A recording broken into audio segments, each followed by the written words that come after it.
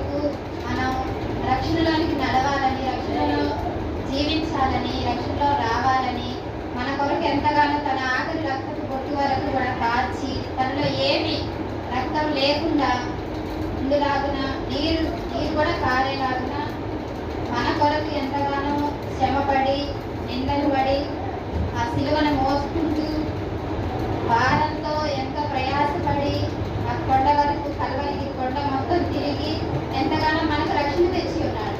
అందువలన ఈ రోజున మనకు ఎంతగానో శుభదినమని మనం ఈ విధంగా ప్రార్థనలో ఏకీభవిస్తున్నాం అన్నమాట. ఈ రోజున నేను 3వ మాటగా నిలబడుతున్నందుకు దేవునికి వందనాలు. ఇంత గొప్ప ధన్యత నాకు దయచేసినందుకు ఎంతో కృతజ్ఞతలు తెలియజేస్తున్నాను. అదేవిధంగా ఎంతో మంది ప్రతి ఒక్క బిడ్డ కూడా దేవుని సన్నిధిలో నిలబడాలని నేను ప్రార్థిస్తున్నాను. అదేవిధంగా ఈ రోజున యోహాను సువార్త 19వ అధ్యాయము 26వ వచనం 3వ మాట. యేసు తన తల్లియు తాను ప్రేమించిన శిష్యుడిని దగ్గర నిలుచుండుట చూచి, అమ్మ ఇదిగో నీ కుమారుడు అని తన తల్లితో చెప్పాను. తరువాత శిష్యుని చూచి, ఇదిగో నీ తల్లి అని చెప్పాను. ఆ గడియ నుండి ఆ శిష్యుడు ఆమెను తన ఇంట చేర్చుకొనెను.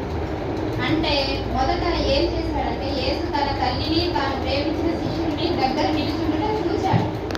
అంటే అంత సిలువని భారమైన సిలువని మోస్తూ కూడా తన చుట్టూ ఉన్న ప్రజలని చూస్తున్నాడు అన్నమాట.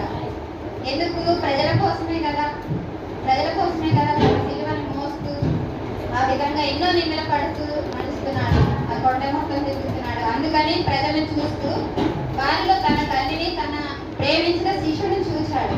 చూసి ఏం చేశాడు? అమ్మ ఇదిగో నీ కుమారుడు అని తన తల్లితో చెప్పాడు. అంటే ముందు యేసు దగ్గర నిలబడాలి. ముందు మనం యేసు దగ్గరికి వస్తేనే కదా దేవుడు మనల్ని చూసేది. తన తల్లిని చూశాడు. తల్లిని చూసి అమ్మ ఇదిగో నీ కుమారుడు.